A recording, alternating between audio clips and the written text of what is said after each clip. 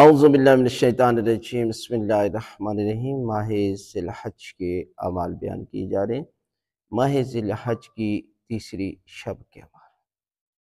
ماہ ذی الحج بالخصوص پہلے ایام 10 راتوں کی بڑی فضیلت ہے، دن کے وقت روزہ رکھنے کی اور رات کو عبادت کرنے کی، اور 8 ذی الحج تک تو روزے کی بڑی فضیلت بیان کی، اور 9 ذی الحج کو کہا کہ یہ جو عبادت ہے نا، اس کا اجر و ثواب زیادہ ہے۔ اگر روزے کی وجہ سے انسان کو تھکاوٹ ہو جاتی ہے تو بہتر ہے کہ وہ اس دن روزہ نہ رکھے، اور 10 ذی الحج کو تو روزہ رکھنا حرام ہے۔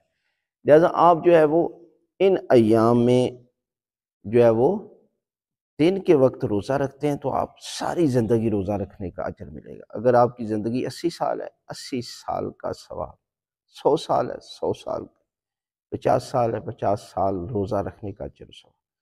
اور اگر آپ مغرب اور عشاء کے درمیان یہ 2 رکعت نماز پڑھتے ہیں تو جتنا حاجیوں کو ثواب ملے اتنا آپ کو بھی ثواب ملے گا۔ آپ نے کرنا کیا ہے کہ آپ نے مغرب اور عشاء کے درمیان 2 رکعت نماز پڑھتا ہوں یا پڑھتی ہوں قربتاً اللہ، پہلی رکعت میں سورہ الحمد کے بعد سورہ توحید قل هو اللہ، اور اس کے ساتھ آپ نے سورہ اعراف کی آیت نمبر 142 142 وَوَعَدْنَا مُوسَىٰ 30 لَيْلَةً، یہاں سے شروع ہو کر سبیل المفسدین تک جاتی ہے۔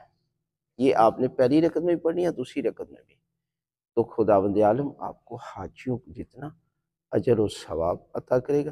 لہٰذا یہ رات میں عبادت یہ نماز بھی پڑھیں اور دن کے وقت روزہ رکھیں، اور اس کا یہ مقصد نہیں ہے کہ جو نماز پڑھے گا وہ روزہ بھی رکھے گا، جتنا جتنا آپ کر سکتے اتنا ہی اجر پروردگار آپ